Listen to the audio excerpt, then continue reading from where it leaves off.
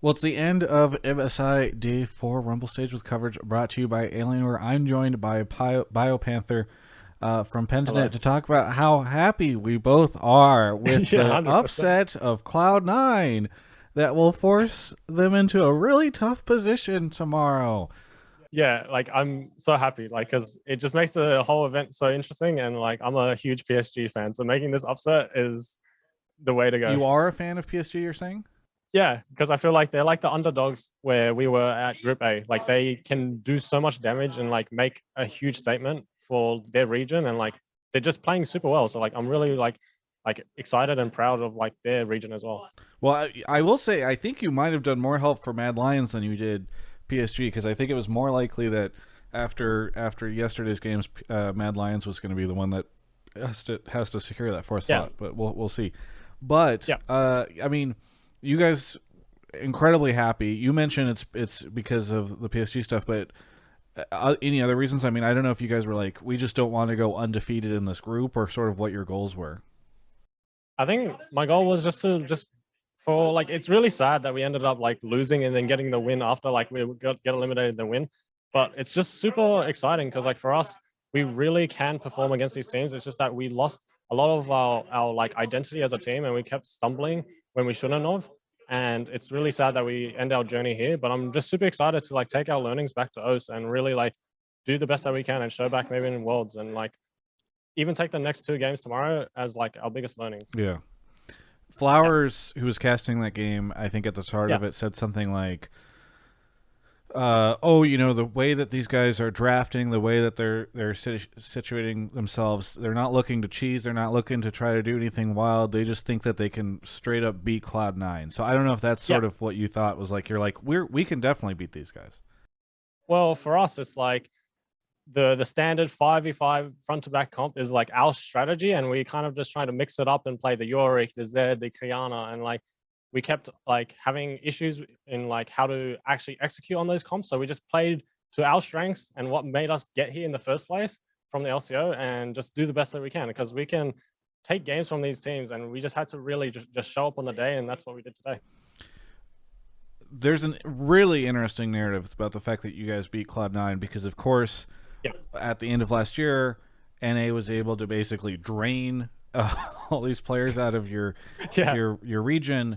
Um, Mhm. so I don't know. I'm curious. Is this like vindicating in some way? I don't know. Like if there's a grudge on like why didn't these NA teams pick us or haha we're better than some of the people that you guys chose or I don't know. I'm just kind of curious.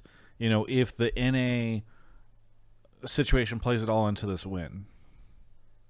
Well, for me, it's like I just want to show that the region still has players that still can perform and show up on the stages and like international events. Like the region has been like taken apart with like a lot of players have left and like joined a lot of NA teams, but like there's still many that are left that have so much potential and that like should have the opportunity to play overseas. And like that's what we're trying to do is show that this region still has players and it should never be overlooked, even though like all the players might like disappear. Like there's always that one player that you might show up on like one day, like we did today, and it's just crazy. I'm kind of curious, especially given that you just beat Cloud9. Yep. Where do you think? I don't know how much you watch LCS, but if you do, Yeah. where do you think Pentanet would rank among the LCS teams in terms of skill? Mm. This is interesting. Like I watch LCS like here and there. I would say at this very moment, maybe like fourth or third. And but I feel like if we can really just improve ourselves, I feel like we can be a like top contender in NA. But Okay. like right now, I think we're like fourth or third. Well, here's what I'm thinking, Yeah. and I'm not trying. There's Yeah. no poaching situation going on here, but I'm just saying, the Pentanet folks. Actually, I don't know enough Yeah. about your organization. I assume there's an owner for like somebody Yeah. owns Pentanet. Okay. That person could Mhm. get a great payday at the end of this year. If you guys do great at Worlds, some NAT voter just comes in and is like, I agree. They are like going to be potentially a best team in North America or top team in North America. They just yoink you guys Yeah. over. Uh, actually, on that note, do you think that obviously you're playing for regional pride? You've established that. I totally get it. Yeah. Do you think is there any part of you that also feels like these are big opportunities to try to get those like I talked to Pabu. He said he kind of feels like the path right now for OS pros is to go from LCO, these international events, and then into NA Academy. So I'm kind of curious. Do you Yeah. think that this event, do you look at it for yourself personally as a chance to showcase your skills for potentially going to North America or a different region? I don't know. For me, yeah, like that's always been the goal. Like especially once the LCO region like collapsed, like there's a lot of resources that were lost with the region. And for me, like that's my biggest goal is just to like keep competing. I've been playing for like 3 years now, and I just wanted to keep showing up because I appeared on 2018 Worlds, and then it didn't go well for me. And like for me to show back on the international stage and be able to make it as far as I have, I really want to get like the offers. I want to do the best that I can, like personally. But I also want to recognize that there's still players like, especially my teammates. They do like amazing, like they just do so amazing, and they just deserve like the opportunities that NA can provide. Very good. Well, I have a silly question for you, which maybe you've seen or heard about. But Sure. have you seen the the 1996 movie Space Jam? Yes, I have. You have. Okay, there we go. Aussies are the only ones that so far that I've talked to that have seen this. Like I've watched the movie, but I don't like remember like all of it. I just remember pieces. Do you Of remember it. how the alien monsters steal the powers of NBA athletes in it? Yeah, they're so. Oh, I think so. Yeah, Yeah, yeah, they go I steal like remember. Yeah, several, and then and that's why the Looney Tunes have to recruit Michael Jordan. Okay, yeah. if you were to steal the powers of any player at MSI, who would you steal and why? It has to be Xiaohu.